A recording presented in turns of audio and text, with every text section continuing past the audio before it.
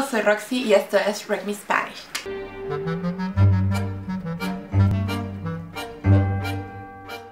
Hoy día les traigo un tag en el que fui etiquetada hace muchos meses por Lenavia Books y Rodrigo Ecker. Les voy a dejar abajo el link a sus canales, que es el book tag de Por Amor a los Clásicos. Este book tag me encanta, lo quería hacer hace mucho tiempo. Empecemos porque es medio larguito.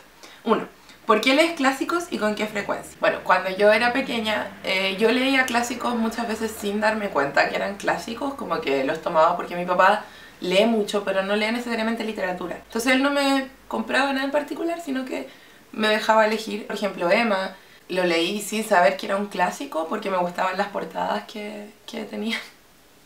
Lo sé. Creo que solo sentí que los clásicos eran como un género aparte cuando entré a la U y vi que tenía como toda esta lista de libros por leer. Así que vivo en constante tensión entre la literatura nueva y los clásicos. Y en cuanto a las razones, no creo que haya una razón en particular para leer clásicos, porque no es que hoy en día no se estén haciendo libros buenos y no se esté haciendo cosas interesantes con el lenguaje.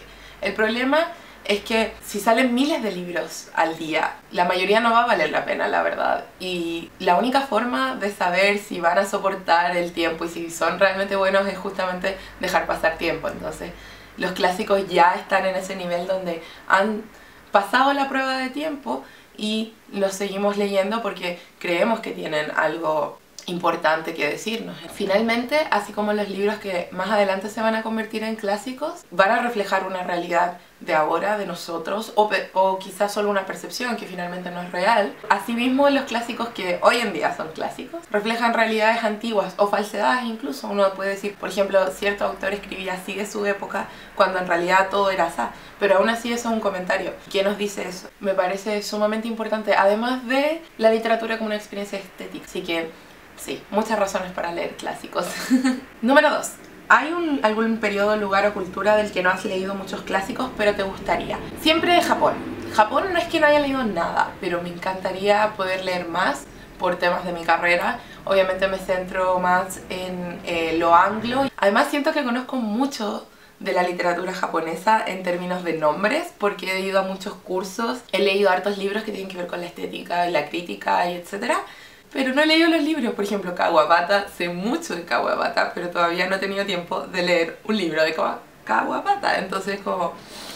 También me gustaría leer más literatura rusa antigua. Siento que por la popularidad obvia de algunas obras nos llegan cosas más bien modernas. 3. ¿Qué libro actual crees que será un clásico en 100 años? Más que libros prefiero hablar de autores, porque siento que a veces una época valora mucho un libro y después del autor tiene un revival de otra obra y eso. Me parece que Milan Kundera, bueno, creo que ya es considerado un clásico, pero Milan Kundera definitivamente, y creo que el que no le hayan dado el Nobel todavía es una tragedia. Además de eso, creo que Alejandro Zambra, Neil Gaiman y Stephen King, que mucha gente los mira menos, sí tienen obras que son icónicas y que creo que van a mantenerse a lo largo del tiempo. Y finalmente Alice Smith. Creo que no ha sido traducida demasiado, pero debería hacerlo. Hace poco comencé a leerla y de verdad es increíble, entre muchos otros. Último clásico que has leído. Estoy leyendo La señora Dalloway y el que terminé, Siempre hemos vivido en el castillo, de Shirley Jackson. Número 4. Primer clásico que leíste.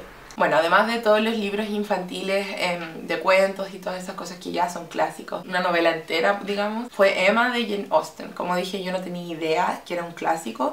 Los compré porque estaban en estas ediciones bonitas. Se las voy a mostrar. En estas ediciones bonitas que venían, creo que con el diario, pero además de ser bonitas eran súper económicas.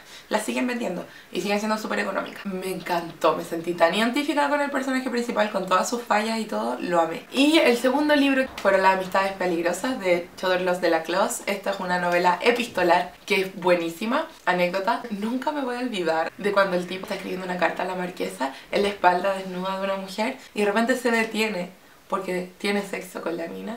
Y obviamente eso no se narra la detención y después la vuelta y se da a entender. Pero yo, una niña pequeña e inocente, quedé así como... ¡wow! Continuemos. Número 5. ¿Cuáles son sus portadas de libros favoritos? Creo que hoy en día ha habido una revitalización de las portadas hermosas. Siento que además el minimalismo la lleva y me encanta. Por ejemplo, los Road Classics son hermosos y se encuentran aquí en la Antártica. 100% recomendado. Pero siento que mi corazón de amante del rococó siempre le van a gustar los libros opulentos. Uno de mis favoritos son las portadas de los Barnes Noble, que son así leatherbound, y Canterbury Classics también tiene unas versiones que son un poco más económicas y yo no lo sabía porque yo los descubrí en la tienda y me encantan, son hermosos y tienen esto y tienen el marcador y me encantan. También estos que no sé, nunca supe qué editorial eran porque en realidad me los regalaron. Vienen como en un box set. Estas son todas las novelas de Jane Austen, que son hermosas y además vienen ilustradas. Justo no agarro ninguna ilustración. Aquí, aquí. Finalmente, Penguin tiene todo, porque Penguin rulea el mundo editorial. Estos clásicos deluxe, que algunos son compilaciones, por ejemplo este es el de Dorothy Parker, también tienen las novelas cortas de Steinbeck. Tienen muy bonitos estos, no se ven, no se nota, pero son los que se llaman deckle edges, que es cuando las páginas están como cortaditas, que a mucha gente no le gustan, pero a mí me encantan. Tienen estas flaps. Mi libro es de Siempre hemos vivido en el castillo, también es de esta edición, entonces tienen tanto novelas individuales como compilación. 7. Autor clásico que te gustaría que hubiese escrito más libros. Jane Austen. Jane Austen no escribió poco, pero dos cosas. Primero, me hubiese gustado que hubiese escrito más ficción corta. Sus novelas cortas son bastante buenas y me gustaría que hubiese escrito más por esa dirección, o incluso historias cortas, así como cuentos. Pero además, ella pasó mucho tiempo sin escribir. Además de eso, murió bastante joven. También Oscar Wilde, que si bien no escribió poco, solo escribió una novela. Me hubiese gustado más novelas, con más personajes que se sostengan a través de 300 páginas y llenos de su filosofía y sus aforismos. Me hubiese encantado. 8. Clásico que menos te gusta. Los detectives salvajes, de Roberto Bolaño, y me sale hasta en la sopa y es terrible porque me lo prestaron para leerlo. Llegué a la página 200, me pareció cliché, me pareció que no tenía ni un brillo, me pareció que ya había leído miles de historias mejor hechas con el mismo personaje. Me dijeron, pero hay otras cosas de Bolaño. Sí, pero desde que odié ese libro como que no he sentido la necesidad de como sí, tengo que probar con Bolaño de nuevo. 9. Clásico traducido favorito. Pero esta pregunta fue cambiada por las chicas de la Navia a clásico que te gustaría que tradujeran. Porque nosotros la mayoría de los libros clásicos que leemos van a ser traducidos. Así que me gustó mucho la nueva pregunta porque tengo un libro que ¿por qué no traducen de verdad? La casa de Kyoko, de Yukio Mishima. Han traducido casi toda la obra, bueno, no casi, pero muchos libros de Yukio Mishima, muchos. Decenas. Pero la casa de Kyoko está ahí y hay un tema con los derechos porque lo compraron y lo iban a traducir y no sé qué. No está traducido ni al inglés. O sea...